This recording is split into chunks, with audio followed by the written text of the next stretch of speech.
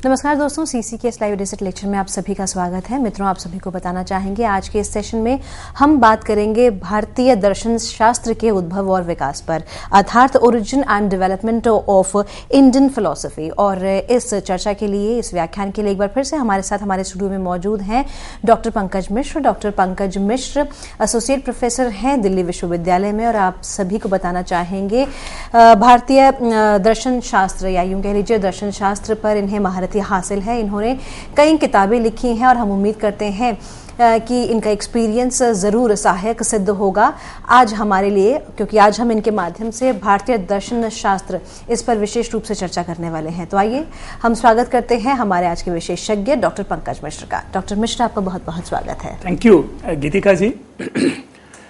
मित्रों, भारतीय दर्शन से संबद्ध इस नई परिचर्चा में आप लोगों का स्वागत है। मैं आज आप लोगों के सामने भारतीय दर्शन का उद्भव और विकास, या यूं कहें कि भारतीय दर्शन की यात्रा, इस विषय पर परिचर्चा के लिए उपस्थित हूं। मित्रों, दर्शन शब्द अपने आप में व्यापक है।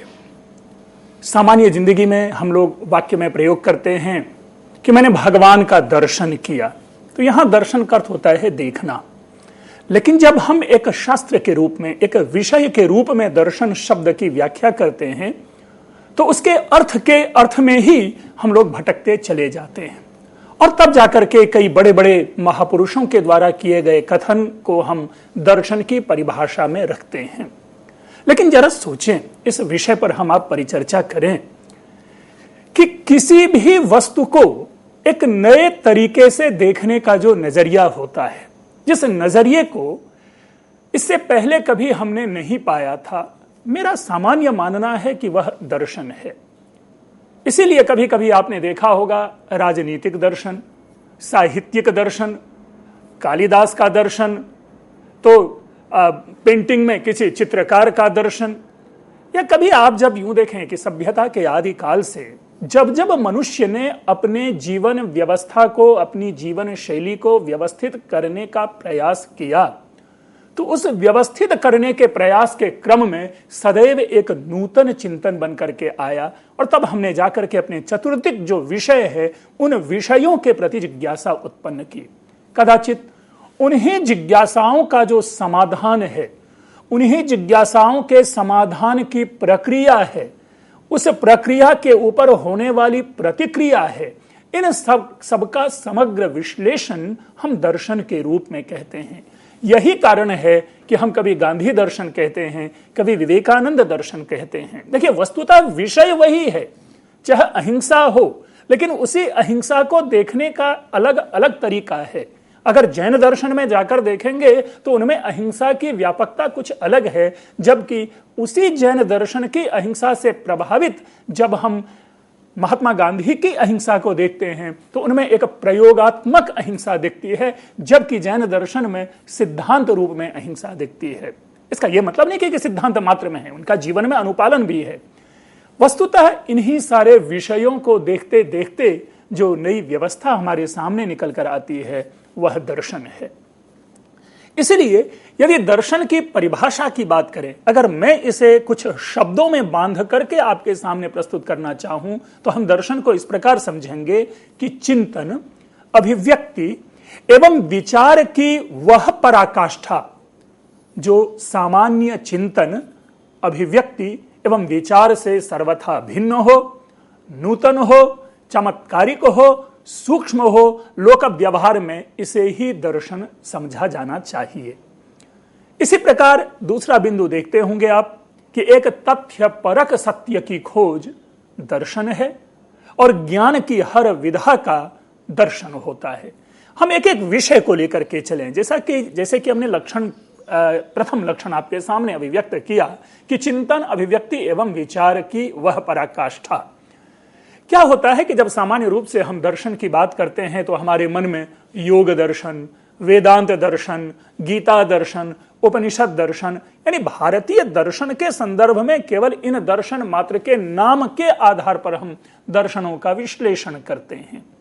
लेकिन हमने कभी यह नहीं सोचने का प्रयास किया कि विषय एक ही है, चाहे वो ईश्वर हो, चाहे वो आत्मा हो, चाहे वो कार्य कारण सिद्धांत हो, सारे व्यक्तियों ने विषय उसी पर सोचा, लेकिन सोचने का तरीका भिन्न भिन्न हो गया, इसलिए हमने उन दर्शनों को भिन्न भिन्न दर्शन के रूप में माना।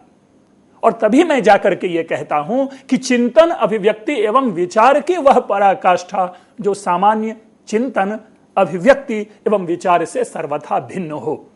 और जैसा हमने कहा, तीसरा लक्षण दिया था कि ज्ञान की हर विधा का दर्शन होता है, तो इसके संदर्भ को भी समझ लेना चाहिए।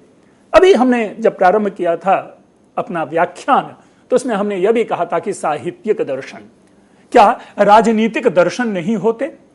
हम अगर हिगल को नाम लेते हैं तो वो वेस्टर्न फिलॉसफी में भी पढ़े जाते हैं और राजनीति में, पॉलिटिकल साइंस में भी उनको पढ़ाया जाता है। अरस्तु को वेस्टर्न फिलोसोफर के रूप में भी माना जाता है, लेकिन पॉलिटिकल फिलोसोफर के रूप में भी माना जाता है। कौटिल्य को एक सामान्य रूप से हम आप कौटिल्य को राजनीतिक दर्शन के प्रणेता के रूप में भारतीय संदर्भ में जानते हैं। इसलिए दर्शन मात्र को केवल ईश्वर या आत्मा या पुनर्जन्म या कारण कार्यवाद से जोड़ करके नहीं देखा जाना चाहिए।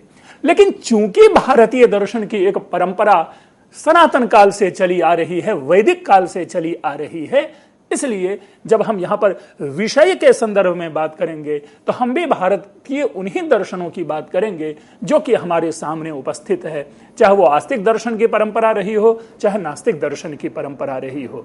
और तभी एक और हमने लक्षण इसमें दिया था कि दर्शन वस्तुतः तथ्यपरक सत्य की खोज है। अब सत्य प्रश्न उत्पन्न होता है कि सत्य क्या है? हर व्यक्ति ने सत्य को अपने अपने ढंग से व्याख्यायित करने का प्रयास किया, और हम आप सभी जानते हैं कि ये जितने भी शब्द हैं, चाहे वो अच्छा हो, चाहे सत्य हो, चाहे धर्म हो, ये सारे के सारे सापेक्षिक होते हैं। लेकिन भारतीय दर्शन में इसी सत्य को दार्शनिक दृष्टि से पूर्ण सत्य कहा गया है, निरपेक्ष सत्य कहा जाता है, सापेक्ष सत्य की संज्ञा नहीं दी गई। लेकिन जिस किसी दर्शन ने सत्य को निरपेक्ष सत्य कहा, अगर उस दर्शन से भिन्न विचार वाले हैं और उनकी व्याख्या यदि सत्य के प्रति भिन्न हो जाती है, तो वहां पर पुनः हमें कहना पड़ता है कि यह सत्य की सापेक्ष परिभाषा है, सत्य का यह सापेक्ष लक्षण है। इसीलिए भारतीय दर्शन या विश्व का कोई भी दर्शन क्यों ना हो, वे केवल उन संप्रदाय मात्र के वो सिद्धांत होते हैं, ना कि वो व्यापक सिद्धांत होते हैं। और यही कारण है कि भारतीय दर्शन में आप जब सत्य की खोज में चलेंगे तो हर दर्शन आपस में आपको संघर्ष में लीन प्रतीत होता है, संघर्ष रत प्रतीत होता है। और तभी एक नई विधा का हम कह सकते हैं आविष्कार होता है, नई प्रक्रिया प्रारंभ होती है, और जिसे हम लोग कहते हैं खंडन मंडन न्याय।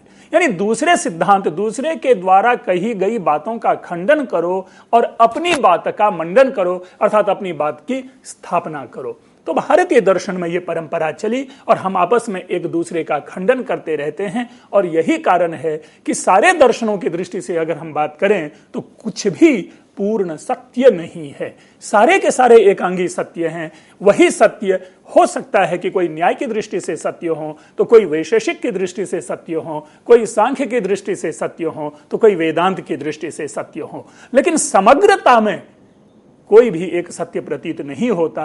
क्योंकि जिसे वेदांत सत्य कहेगा, चार्वाक उसे असत्य कहेगा, जिसे चार्वाक सत्य कहेगा उसे अन्य व्यक्ति असत्य कहेंगे। इसीलिए हम जब इस दार्शनिक किसी भी परिणाम की खोज में, अन्वेषण की खोज में निकलें, तो हमारे लिए आवश्यक है कि उन संप्रदायों के सिद्धांत मात्र तक में सीमित रहना।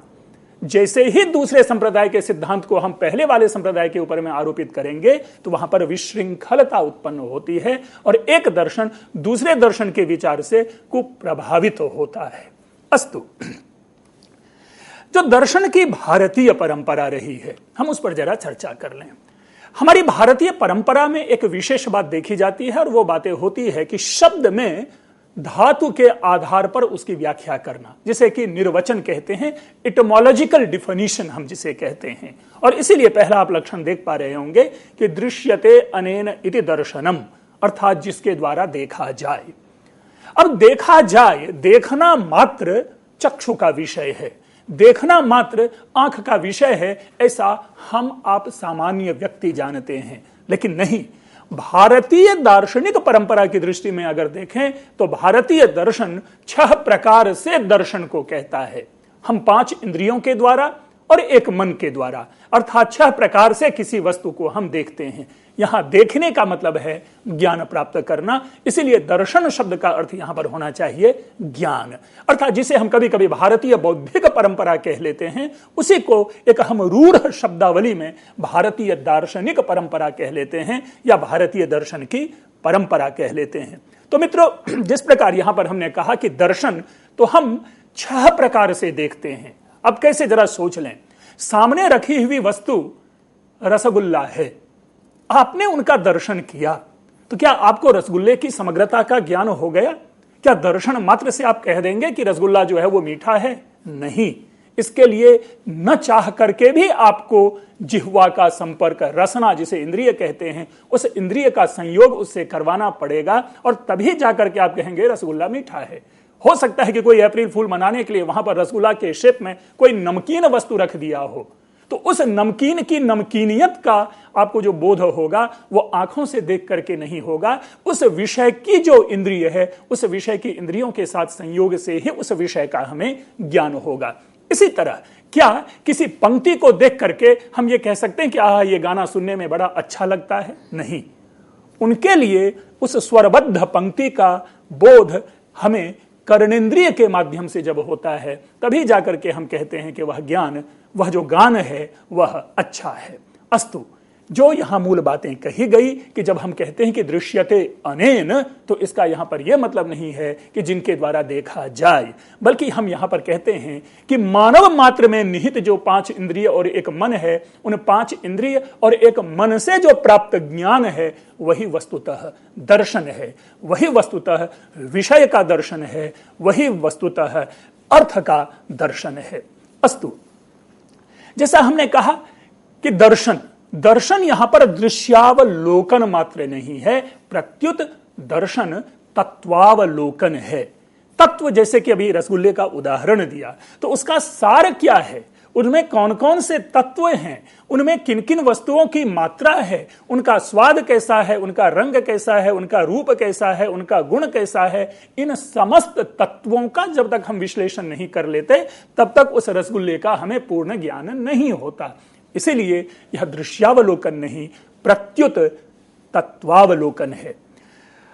अब एक और परंपरा, जिस परंपरा में हम वेदांत आदि दर्शनों के नाम को लेते हैं, या जिस तरह से सामान्य रूप से दर्शन का ट्रीटमेंट होता है, अगर आप उसे केवल शास्त्रीय दृष्टि से देखने की कोशिश करें तो शास्त्रीय दृष्टि से जिन दर्शन का प्रवर्तन हुआ है उसमें मूल अन्वेषण क्या है, मूल प्रयोजन क्या है, हम उनको भी जानने की कोशिश करते हैं कि किसी भी वस्तु का सारभूत तात्विक स्वरूप क्या है।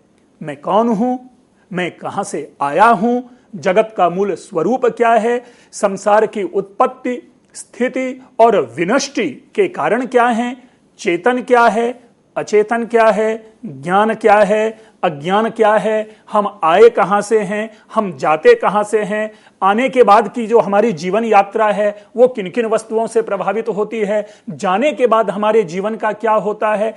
इन ऐसे अनंत प्रश्नों का जो तात्विक समाधान देता है वह दर्शन देता है। और दर्शन का, और जहां पर दर्शन के माध्यम से इन तात्विक समाधान की प्रस्तुति की गई है हम उन्हें दर्शन शास्त्र कह लेते हैं।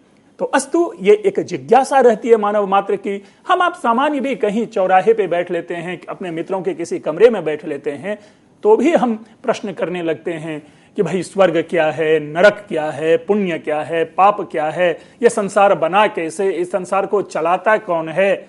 और इसी के अनुसंधान में आपने पढ़ा होगा कि बर्न में, स्विट्जरलैंड में, कि किस प्रकार वहां पर जो एक तत्व का अन्वेषण, जिसे कि गॉड पार्टिकल नाम दिया, बोसॉन जो एक तत्व है उसका निर्माण हुआ, वो उसी गॉड की खोज में, उसी ईश्वर की खोज में एक तरह से कह सकते हैं कि मानव मात्र का प्रयास है। लेकिन सत्य यही है कि ईश्वर का अन्वेषण नहीं होता, क्योंकि जिस दिन हम ईश्वर का अन्वेषण करेंगे उस दिन भी यह प्रश्न बना रहेगा कि इस ईश्वर के अन्वेषण में किस ईश्वरीय शक्ति का योगदान है। अर्थात ईश्वर का अन्वेषण अनंत तात्विक समाधान की दिशा में एक तरह से प्रयास होगा जिसका समाधान नहीं ढूंढा जा सकता है। अस्तु, गीता की एक छोटी सी पंक्ति में लेकर आया हूं इसी दर्शन को समझाने के लिए कि गीता के 11वें अध्याय में श्री कृष्ण का यह कथन है कि दिव्यम ददामि ते चक्षुः पश्य में योगमैश्वरम। हमें पश्य योगमैश्वरम, इनकी बात हम बाद में करेंगे, लेकिन उससे पहले जो शब्द है वह है दिव्यम ददामि ते चक्षुः। ते चक्षुः ददामि, ते दिव्यम चक्षुः ददामि, मैं तुमको दिव्य आंख देता हूं। अब देखिए यहां पर यहीं से एक बार पुनः दर्शन की व्याख्या प्रारंभ होती है। श्री कृष्ण कह रहे हैं कि मैं तुमको दिव्य चक्षु दे रहा हूं, दिव्य आंख दे रहा हूं। यह कोई माइक्रोस्कोप नहीं है, ये कोई, हम ऐसा नहीं कह सकते हैं कि कोई ऐसी दूरदर्शन वाली ऐसी शक्ति जो सूक्ष्माति सूक्ष्म वस्तु को हमें निकाल करके हमारे सामने रख दे और हमारी आंखों का उसे विषय बनाए। यहां पे दिव्य चक्षु से तात्पर्य है कि उन विषयों की समग्रता को, सूक्ष्मता को जानने के लिए जो ज्ञान के सर्वाधिक सर्वोच्च जो विषय हो सकते हैं वह तुमको मैं दे रहा हूं। अर्थात हर वस्तु को तुम समग्रता से समझ सकते हो, ऐसा मैं तुमको ज्ञान दे रहा हूं। तो इसलिए यहां पर चक्षु से यह कतई अर्थ नहीं ग्रहण किया जाना चाहिए कि एक स्पेशल टाइप ऑफ आईज जो है वो दे दिया गया हो। नहीं, हर विषय को अपनी समस्त चैतन्य पूर्ण इंद्रियों के माध्यम से और मन के संयोग से जिस वस्तु की समग्रता को हम ग्रहण कर लेते हैं वह हमारे दिव्य चक्षु का परिणाम होता है, वह हमारे दिव्य ज्ञान का परिणाम होता है। अब रही बात, ये जो भारतीय दर्शन है जो इतनी बड़ी बड़ी व्याख्या हमारे जीवन के सारे रहस्यों को सुलझाने की बात करता है, इनमें ऐसे किन किन विषयों को हमारे यहां प्रतिपाद्य बनाया गया है। हम कह लेते हैं भारतीय दर्शन, हम नाम ले लेते हैं योग दर्शन, लेकिन योग दर्शन का क्या अर्थ है? क्या योग दर्शन मात्र व्यायाम या कसरत जिसे हम कहते हैं, या मेडिटेशन जिसे आम भाषा में कह लेते हैं, उतना मात्र योग है? ऐसा नहीं है, क्योंकि जब दर्शन की चर्चा की जाती है तो जैसा हम बार बार कहते आ रहे हैं कि हमारे मन में उत्पन्न होने वाले उन सारी समस्याओं का समाधान देता है। यही है दर्शन की विशेषता। तो इन सारे समस्याओं के समाधान की विशेषता की जब बात आई तो तभी बात आती है कि भारतीय दर्शन के प्रतिपाद्य क्या हैं, या भारतीय दर्शन में किसी भी तत्व को समझाने के लिए कौन कौन से आधार हो सकते हैं। वस्तुतः भारतीय दर्शन कभी यह नहीं कहता कि मैं 3 प्रकार से या 5 प्रकार से अपनी बात को कहूंगा, ऐसा नहीं कहता। ये हम आप समीक्षक लोग क्या करते हैं कि उन्हीं कही गई बातों की पैकेजिंग करते हैं, क्लासिफिकेशन करते हैं, वर्गीकरण करते हैं, और तब जाकर के हम विधा कहते हैं कि दर्शन के मुख्यतः 3 प्रतिपाद्य होते हैं, और वही भारतीय दर्शन के 3 प्रतिपाद्य हैं। हम एक को कहते हैं तत्व मीमांसा, दूसरे को कहते हैं प्रमाण मीमांसा, दूसरे शब्दों में उसे ज्ञान मीमांसा की भी संज्ञा दे दी गई है, और तीसरा कह लेते हैं आचार मीमांसा। जो तत्व मीमांसा है इसको कहीं कहीं पर आप मेटाफिजिक्स पाएंगे इंग्लिश ट्रांसलेशन, मैंने ऑन्टोलॉजी लिया हुआ है। एपिस्टेमोलॉजी प्रमाण मीमांसा के लिए प्रयोग में लाया जाता है, और आचार मीमांसा के लिए रूढ़ शब्दावली प्रयोग में है, वह है एथिक्स। अब देखें तत्व मीमांसा क्या है। हम कहते हैं कि सृष्टि का विश्लेषण, आत्यंतिक सत्य का अनुसंधान। अब क्या अर्थ इसका निकला कि जैसे शुरू में हमने कहा कि ये जगत की सृष्टि कैसे हुई, इस जगत के निर्माता कौन कौन है, इस जगत के निर्माण में किन किन तत्वों का प्रयोग है, या इन जगत की जो व्याख्या है वो कैसे की जानी चाहिए, ये जगत की यात्रा चलती कैसी है, आदि इन सारे विषयों का जहां पर विश्लेषण होता है, ऐसे ही आत्यंतिक सत्य का जो अनुसंधान है हम उसे तत्व मीमांसा कहते हैं। अगर सामान्य भाषा में समझने की कोशिश करें कि जहां पर इस सृष्टि की केमिस्ट्री की चर्चा की जाए, रसायन की चर्चा की जाए, जहां पर तत्व विश्लेषण किन किन तत्व, देखिए सामान्य रूप से महाकवि कालिदास ने मेघदूतम में एक श्लोक दिया कि धूमत ज्योति सलिल मरुताम सन्निपातः क्व मेघ, वो मेघ के विषय में कह रहे हैं कि मेघ की जो संरचना है, मेघ की जो केमिस्ट्री है या मेघ का जो निर्माण हुआ है वो 4 तत्वों से हुआ है। वे 4 तत्व कौन कौन से हैं? धुआं, आग, जल और हवा। तो अगर अब हम कहा जाए तो हमारे लिए यहां पर मेघ का तात्विक अनुसंधान क्या हुआ कि मेघ धुआं, आग, जल और वायु इन 4 तत्वों से बना हुआ है। यह तो व्यावहारिक सांसारिक ज्ञान है हमारा, लेकिन जगत के विषय में सांसारिक ज्ञान या सांसारिक तत्वों से जगत का निर्माण नहीं होता।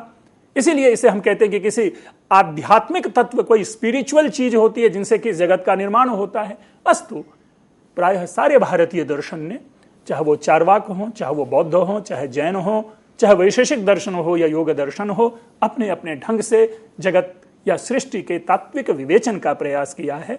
तो उन्हीं तात्विक विवेचन के लिए हमने तत्व मीमांसा शब्द प्रयोग किया, और यह तत्व मीमांसा जो है भारतीय दर्शन की एक पूर्ण और प्रामाणिक व्यवस्था है।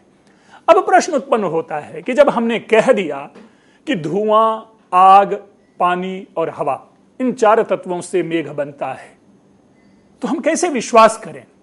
तो इसके लिए क्या होता है कि प्रमाण की जरूरत होती है कि क्या इन्हीं तत्वों से वस्तुतः ये तत्व बने हैं। तो उन्हीं भारतीय दार्शनिकों ने अपने इस तत्व मीमांसा की स्थापना के लिए प्रमाणों की चर्चा की कि हम इन प्रमाणों के माध्यम से इसे हम सिद्ध करते हैं। जैसे देखें आप, सामान्य कई बार भारतीय दर्शन में चर्चा का एक बड़ा ही सरल विषय है अनुमान प्रमाण को लेकर के। सरल विषय नहीं है, अनुमान प्रमाण सबसे व्यापक है अगर देखा जाए, लेकिन समझाने की दृष्टि से जब हम अनुमान को समझाते हैं तो सामान्य यही होता है कि देखें कि हम कहीं रास्ते से जा रहे हैं, किसी पर्वत पर हमें उठता हुआ धुआं दिख गया और धुएं को देख करके हमारे मन में आता है कि वहां आग होगी, क्योंकि जहां जहां धुआं है वहां वहां आग होती है। यत्र यत्र धूम्रः तत्र तत्र वह्निः। यह भारतीय दार्शनिक परंपरा का एक बड़ा ही सुंदर मुहावरा है। अब कैसे भाई हम कह देंगे कि जहां जहां धुआं होता है वहां वहां आग हो? तो इसके लिए हम प्रमाणों को एकत्रित करते हैं और कहते हैं कि नहीं, हमने रसोई घर में देखा है कि रसोई घर में क्या देखा है कि जब हम खाना भोजन बनाते हैं, पकाते हैं, तो उसमें जो उठने वाली धुआं है उनके साथ साथ आग भी है। तो जहां जहां धुआं है वहां वहां आग है। इसलिए यहां पर भी देख करके कहा जाना चाहिए, धुएं को देख करके, कि धुआं है तो वहां आग होगा। और यह समग्र प्रक्रिया जो है यह प्रमाण के अंतर्गत आता है। तो इस तरह से जो ये मूल विषय आया कि हम प्रमाणों के माध्यम से सृष्टि की उस समग्र प्रक्रिया को समझाने का प्रयास करते हैं। तो जहां जो प्रमाण है उस प्रमाणों की चर्चा के लिए प्रमाण मीमांसा की चर्चा की गई है। आप जानते भी होंगे भारतीय दर्शन के यदा कदा जब आप व्याख्यान सुनते होंगे तो मूल रूप से जब प्रमाणों की चर्चा आती है तो प्रत्यक्ष प्रमाण और अनुमान प्रमाण की सविशेष चर्चा की जाती है। इस चर्चा के क्रम में बड़ी लंबी व्याख्या है, खास करके जब आप न्याय वैशेषिक दर्शन को जानने की कोशिश करेंगे तो वैशेषिक दर्शन विशुद्ध तत्व मीमांसा की बात करता है और न्याय दर्शन जो है वो विशुद्ध ज्ञान मीमांसा अथवा प्रमाण मीमांसा की बात करता है। और आप देखेंगे कालांतर में जाकर के न्याय दर्शन ने वैशेषिक दर्शन की तत्व मीमांसा को स्वीकार कर लिया और वैशेषिक दर्शन ने न्याय दर्शन के ज्ञान मीमांसा को स्वीकार कर लिया और बाद में दोनों एक दर्शन बन गए और दोनों को समान तंत्र कहा जाने लगा। यह प्रमाण और तत्व इन दोनों की इतनी सुंदर और तार्किक व्याख्या प्रस्तुत करता है कि न्याय को हमारे यहाँ जो 18 जो ज्ञान परंपरा है भारतवर्ष में, सांस्कृतिक दृष्टि से उन 18 ज्ञान परंपरा में एक ज्ञान न्याय शास्त्र को भी माना जाता है। अस्तु, तीसरा है आचार मीमांसा। आचार मीमांसा कर्तव्य विवेचन है, क्या करें क्या नहीं करें, जिसको हम कहते हैं नैतिकता, जीवन मूल्य को समझाना। लेकिन जरा सोचें, जब न्याय दर्शन ज्ञान की बात करेगा और वैशेषिक दर्शन जब तत्व की बात करेगा तो उसमें आचार मीमांसा के लिए कहां स्थान है, ये सोचनीय विषय है। लेकिन हां, हम उन्हीं दर्शन की समग्र व्याख्या को, उन दर्शन की समस्त जो प्रणाली है उनको समझ करके ये वस्तु निकालते हैं कि क्या है कि यह हमारे लिए करणीय है या ये करणीय नहीं है। अब वेदांत दर्शन में पढ़ते होंगे अधिकारी विवेचन है कि वेदांत दर्शन का अधिकारी कौन होगा, इसकी चर्चा की जाती है। तो उस प्रसंग में सविशेष ये बातें हम आपके सामने रखते हैं कि उन अधिकारियों में भी कहा गया है कि जो ऐसा करता है और जो ऐसा नहीं करता है। यह वह व्यक्ति ही क्या है कि वेदांत दर्शन का अधिकारी होगा।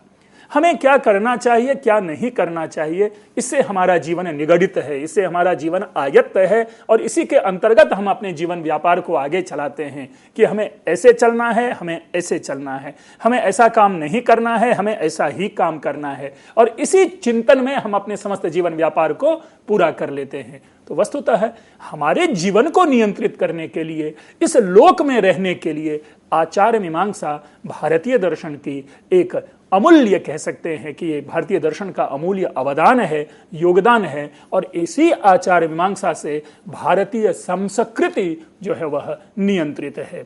अस्तु, तो मित्रों, यहाँ पे हमने भारतीय दर्शन के 3 उन विशेष प्रतिपाद्य की चर्चा की, जिसके अंतर्गत तत्व मीमांसा की बात की गई है, जिसके अंतर्गत प्रमाण मीमांसा की बात की गई है और जिसके अंतर्गत आचार्य मीमांसा की बात की गई है।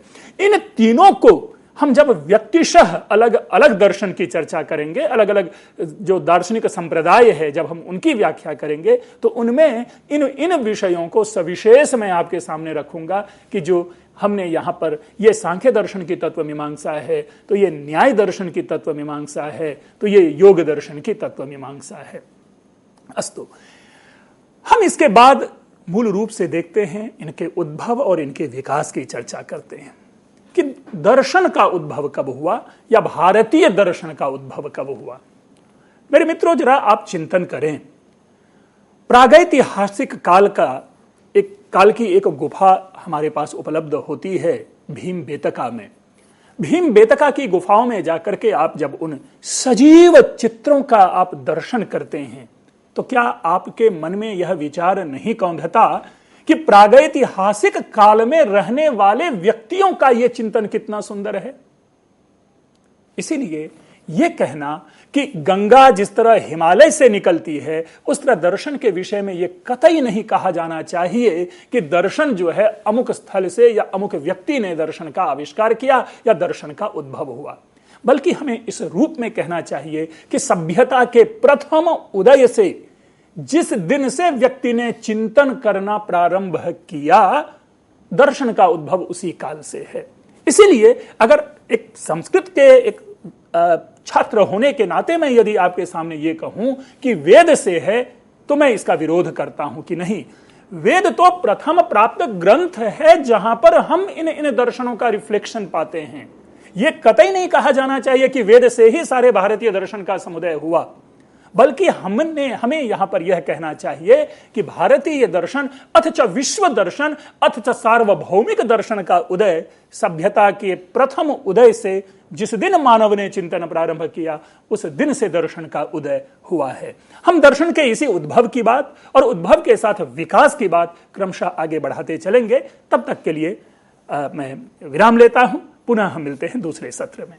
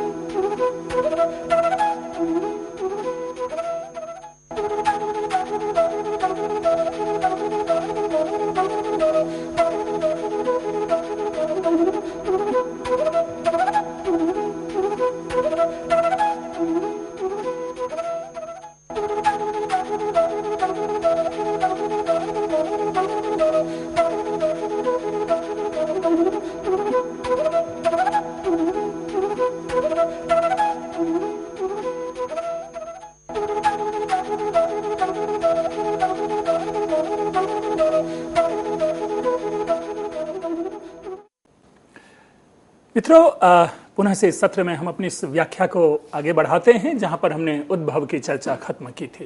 लेकिन चर्चा वहां खत्म नहीं हुई थी, बल्कि इस उद्भव जन्य जो समस्या है हम उस पर अपनी टिप्पणी कर रहे थे। और मैंने उस समय इस बात को आपके सामने रखने की कोशिश की थी कि भारतीय दार्शनिक परंपरा के संदर्भ में सदैव भारतीय दर्शन के उद्भव को वेद में देखा जाता है।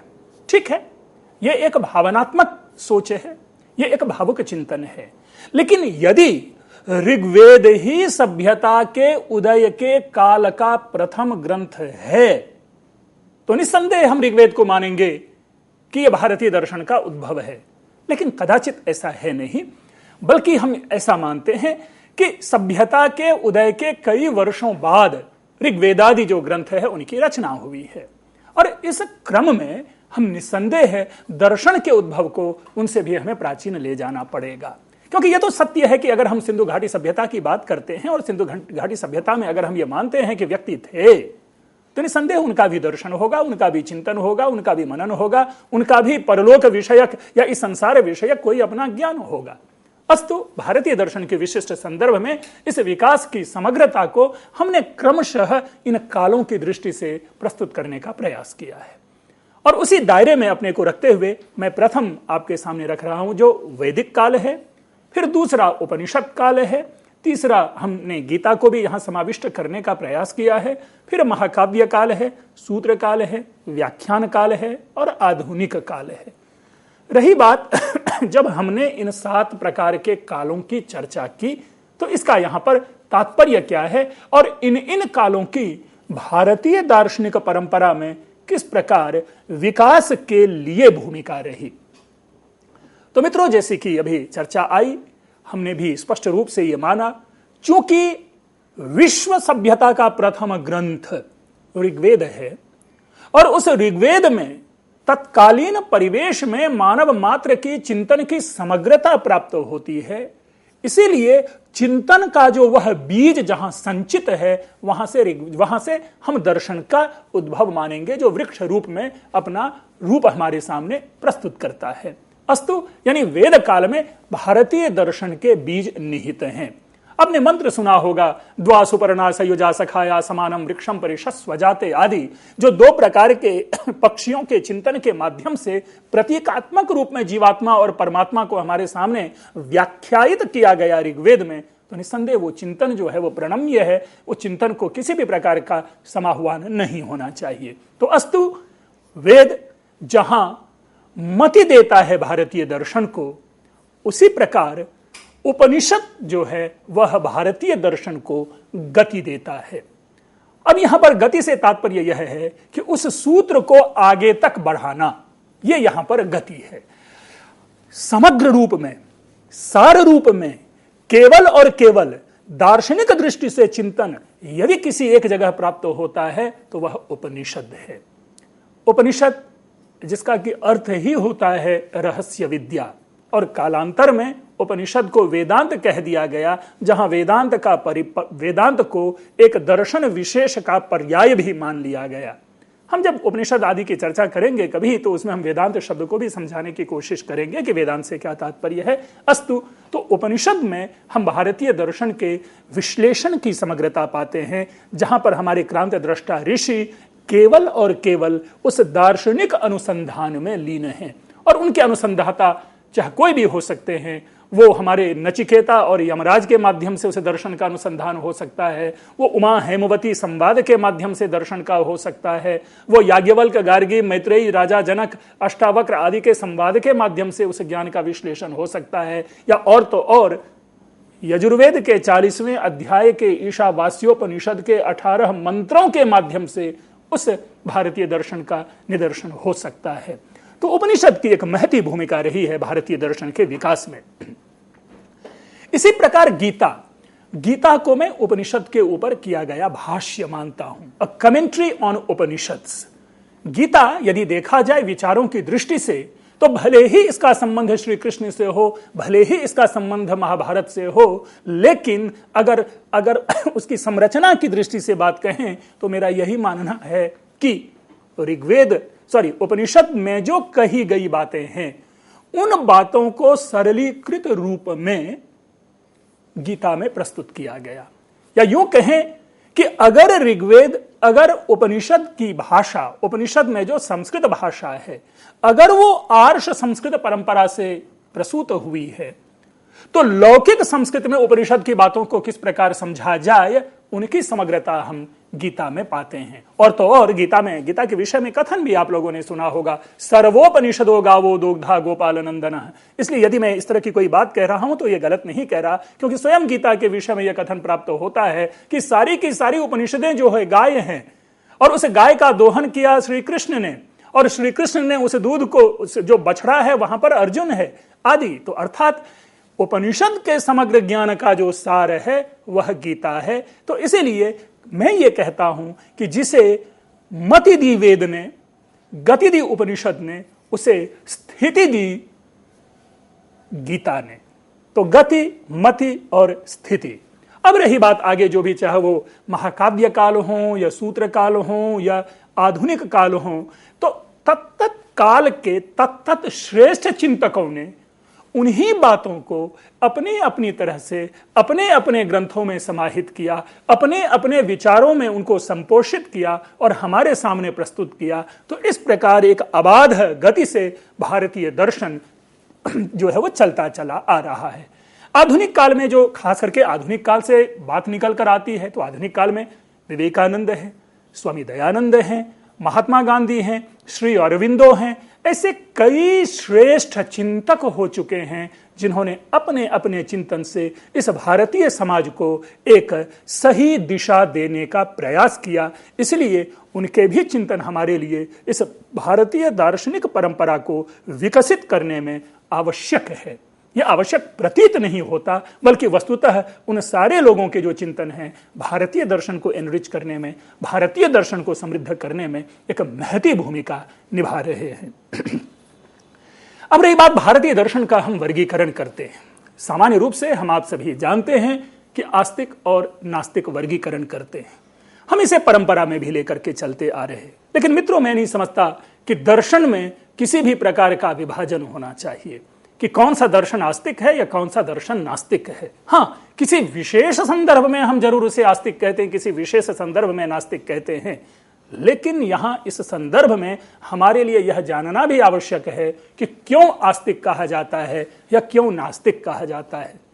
हम आप सभी जानते हैं, किसी भी व्यक्ति से आप राह चलते हुए, बस में यात्रा करते हुए, रेल में यात्रा करते हुए पूछ लें कि भाई तुम आस्तिक हो, तो उसका सामान्य अर्थ यही समझता है कि जो ईश्वर में विश्वास करता है वह आस्तिक है। नहीं मित्रों, भारतीय दार्शनिक चिंतन में जो ईश्वर में विश्वास करे वह आस्तिक है, ऐसी व्यवस्था नहीं है। क्योंकि अगर ऐसा मानेंगे तो सांख्य दर्शन को नास्तिक कहा जाएगा, क्योंकि सांख्य दर्शन ईश्वर में विश्वास नहीं करता। सांख्य दर्शन में ईश्वर की अवधारणा नहीं है। और अब आप सभी जानते हैं कि भारतीय दर्शन का जो सर्व प्राचीन दर्शन माना जाता है, यानी जैन और बौद्ध से भी पूर्व का दर्शन जिसे माना जाता है, वह दर्शन है सांख्य। और जिस सांख्य में ईश्वर का विवेचन प्राप्त नहीं होता, तो इसलिए हमें यहां पर समझना जरूरी है हमारे लिए कि आस्तिक क्या है, नास्तिक क्या है। सर्वप्रथम पाणिनि के द्वारा दिए गए एक लक्षण पर हम लोग ध्यान देते हैं, और इसमें लक्षण यह है कि अस्ति नास्ति दिष्टम मति। ये पाणिनि का कथन है। पाणिनि के अष्टाध्यायी के चौथे अध्याय के चौथे पाद के 60वें सूत्र के माध्यम से आस्तिक और नास्तिक का विश्लेषण किया गया है, जहां पर एक प्रत्यय विशेष होता है, एक सफिक्स होता है ठक। इस ठक के माध्यम से आस्तिक और इस ठक के माध्यम से नास्तिक शब्द का निर्माण हुआ है। और तदनुसार जो अस्ति दिष्टम मति है, यानी परलोक विषयक मति जिसकी है, परलोक से तात्पर्य क्या हुआ? जो आत्मा में विश्वास करे, जो पुनर्जन्म में विश्वास करे, जो स्वर्ग में विश्वास करे, ऐसे जो विश्वास करने वाले हैं, परलोक में विश्वास करने वाले, वो आस्तिक कहलाते हैं। और जो परलोक में विश्वास नहीं करे वह नास्तिक कहलाते हैं। तीसरा लक्षण जो ईश्वर में आस्था है, उसे नास्तिक कहा जाता है। मित्रों, इसमें एक भयंकर बात निकलकर आ रही थी। वह यह आ रही थी कि बौद्ध दर्शन भी परलोक में विश्वास करता है। तो अगर बौद्ध दर्शन परलोक में विश्वास करता है तो पाणिनि के इस लक्षण के आधार पर बौद्ध दर्शन को भी आस्तिक मान लिया जाना चाहिए था, लेकिन नहीं। हमें वस्तुतः जिस तरह से यह प्रगति है आस्तिक और नास्तिक विचारधारा की, उसमें कहीं ना कहीं किसी न किसी रूप में एक लगता है कि कुछ आग्रह विशेष है, क्योंकि अगर बौद्ध को हम बौद्ध को आस्तिक मानना ही नहीं चाह रहे। इसीलिए बाद में एक और लक्षण बना कि जो ईश्वर में आस्था रखे। तो जैसा आपसे हमने कहा कि ईश्वर में तो आस्था सांख्य दर्शन की नहीं थी, तो सांख्य दर्शन को नास्तिक कहा जाता, लेकिन हमें यह अभिप्रेत नहीं था कि हम सांख्य दर्शन को नास्तिक समझें। तब जाकर के मनुस्मृति में मनु ने दूसरे अध्याय में जाकर के एक पद्य विशेष का निर्माण करते हुए इस सिद्धांत का प्रवर्तन किया कि नास्तिको वेद निंदकः, कि जो वेद की निंदा करे वह नास्तिक है। हम आप अच्छी तरह से जानते हैं कि बौद्ध और जैन का उदय ही है वेद के विरोध में, चार्वाक दर्शन की स्थापना ही है वेद के विरोध में।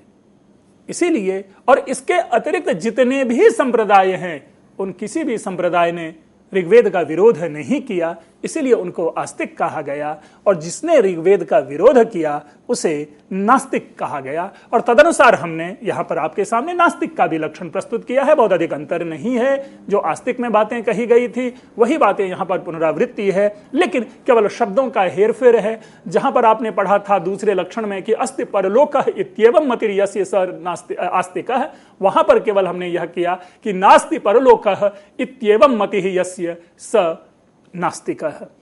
इसी प्रकार ईश्वर में अनास्था और अंत में नास्तिको वेद निंदकः, इस रूप में नास्तिक की आपके सामने व्याख्या है। लेकिन विवेच्य विषय क्या है, दर्शन क्या है? कहीं ना कहीं इसमें भी अगर हम ये कहें कि जो वेद की निंदा करे वह नास्तिक है, तो मित्रों यहां पर एक भेद उत्पन्न होता है, और जो भेद सरोवर यानी तालाब यानी पोखर और नदी में है वही भेद यहां उत्पन्न होगा। देखिए, नदी का पानी क्या है? अबाध है, सतत नदी का पानी बहता रहता है, इसलिए उनके पानी जो होते हैं स्वच्छ होते हैं, निर्मल होते हैं, अच्छे होते हैं। लेकिन तालाब का पानी एक ही जगह व्यवस्थित रहता है, जिससे ना तो पानी बाहर निकलता ना ही उसमें पानी आता है, इसलिए तालाब का पानी गंध देता है, महकता है, और उसमें जो घास फूस होते हैं वे सड़ते हैं, जिसका दुष्परिणाम होता है। कदाचित इसी दृष्टि से वैदिक संदर्भ में भी देखा जाना चाहिए। ऐसा यह सोचना ही नहीं चाहिए कि जो बातें कह दी गई वो बातें सबके ऊपर आरोपित होगी, ऐसा कभी नहीं होता। जीवन में ऐसा एक भी सिद्धांत नहीं है जो पूर्ण सत्य है। जो आपके लिए अच्छा है वो हो सकता है मेरे लिए बुरा हो, और जो मेरे लिए अच्छा है वो हो सकता है आपके लिए अच्छा हो। इसीलिए इस सत्य को भी हमें मानकर चलना चाहिए कि अच्छे और बुरे का सम्मिश्रण ही जीवन है। यहां पर भी अगर वेद में कतिपय ऐसी बातें कही गई जो लोगों के चिंतन पे आरूढ़ होने वाले नहीं हैं, यदि उसकी निंदा हो रही है तो इसको निंदा न समझ करके हमें यह समझना चाहिए कि उस सिद्धांत में संशोधन की आवश्यकता है, बस। इसीलिए ये आस्तिक और नास्तिक का विभाजन व्यक्तिगत मैं समझता हूं कि किसी भी परंपरा के लिए, किसी भी काल के लिए, किसी भी समाज के लिए कल्याणकारी नहीं है। हम सामान्य रूप से समझें, आशा लेकर के चलना, विश्वास लेकर के चलना, ये एक तरह से कह सकते हैं कि आस्तिक है। नास्तिक का भी तो विश्वास होता है ना किसी तत्व में, तो जो विश्वास रखने वाला है वो तो सारे के सारे जो होते हैं वो आस्तिक कहे जाना चाहिए। इसलिए आस्तिक और नास्तिक शब्द के चक्कर में ना पड़ के हमें केवल ये सोच के चलना चाहिए कि भारतीय दर्शन की समूलतया 9 संप्रदाय हैं, और उन्हीं 9 संप्रदायों के रूप में हम मान करके आगे विश्लेषण करेंगे। अब हम यहां देखते हैं कि तथाकथित जो भारतीय परंपरा जो आस्तिकता के आधार पर अपने दर्शन का विश्लेषण करती है और नास्तिकता के आधार पर जिन जिन दर्शनों का विश्लेषण करती है, हम उनकी चर्चा करते हैं। उनके प्रवर्तकों के भी नाम आपके सामने होंगे, और तदनुसार 6 आस्तिक दर्शन माने जाते हैं। सांख्य दर्शन है जिनके प्रणेता कपिल हैं, योग दर्शन है जिनके प्रणेता पतंजलि हैं, न्याय दर्शन हैं जिनके प्रणेता गौतम हैं, वैशेषिक दर्शन हैं जिनके प्रवर्तक कणाद हैं, इसी प्रकार मीमांसा दर्शन जिसे कि पूर्व मीमांसा नाम भी दे दिया गया, इसके प्रवर्तक जैमिनी हैं, और अंत में वेदांत जो अर्वाचीन दर्शन है, इसे ही हम उत्तर मीमांसा भी इसे कहते हैं, इनके प्रवर्तक बादरायण है। तो इस प्रकार अगर परंपरावादी चिंतन लेकर के चले तो आस्तिक स्कूल, आस्तिक परंपरा के 6 संप्रदाय हैं।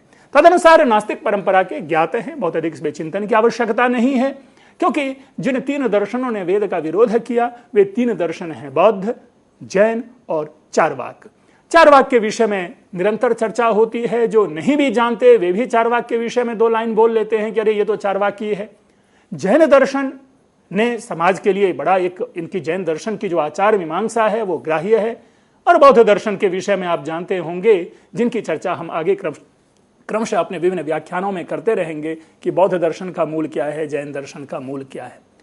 लेकिन मित्रों, आप पाएंगे कि यदि हमने इन 9 स्कूल की चर्चा की, 9 संप्रदायों की चर्चा की, तो यह सर्वानुमत नहीं है, इनको सबने स्वीकार नहीं किया है, बल्कि कालांतर में जब आप पाएंगे तो इन शाखाओं में भी भेदोपभेद है, इन शाखाओं में भी अलग अलग विचार हैं लोगों के। और उसी प्रकार हम आपके सामने एक वर्गीकरण प्रस्तुत कर रहे हैं, वे जैनाचार्य हरिभद्र सूरि के द्वारा दिया गया वर्गीकरण है, और उन्होंने अपने ग्रंथ षड्दर्शन समुच्चय में इस प्रकार की एक चर्चा प्रारंभ की, और उन्होंने उस षड्दर्शन समुच्चय में केवल 6 दर्शन को माना।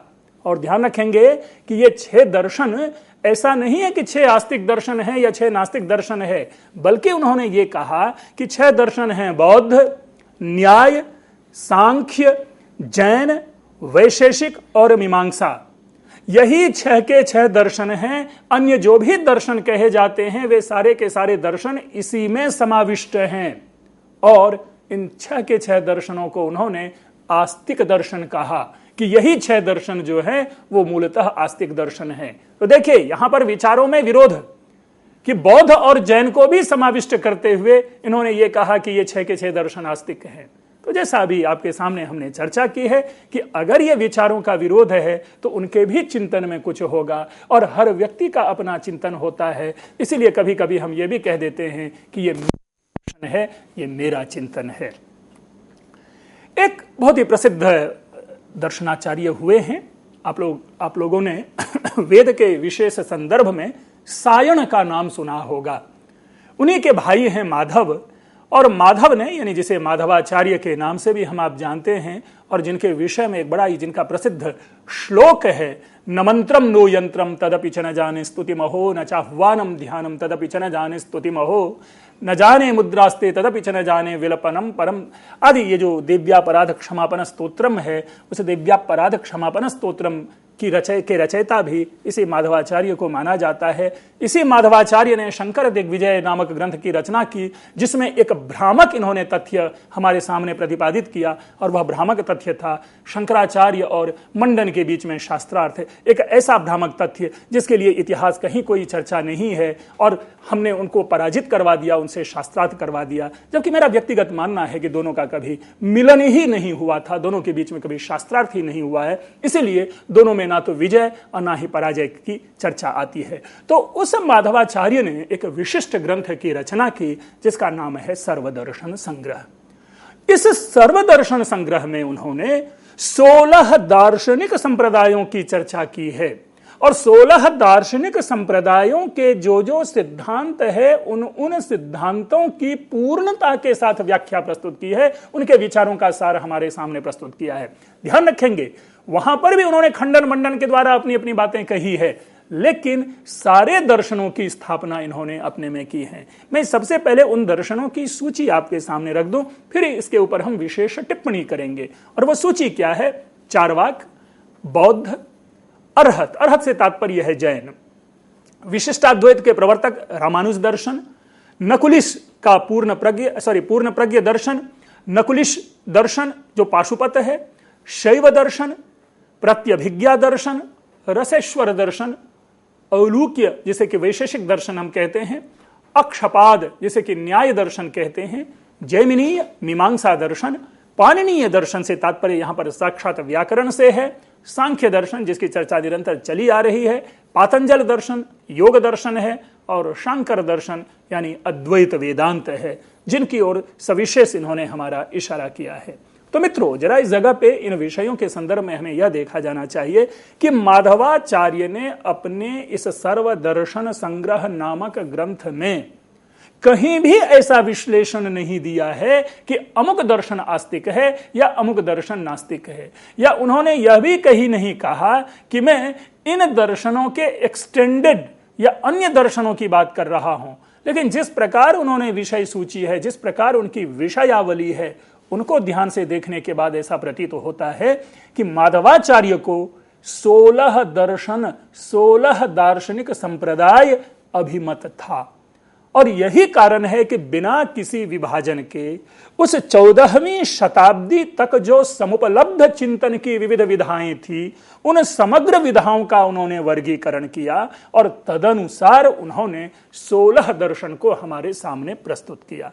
और यह सूची है, अर्थात हम ये कह सकते हैं कि इनके समक्ष इस प्रकार की बात नहीं रह गई थी कि यह आस्तिक और नास्तिक का विभाजन किया जाना चाहिए।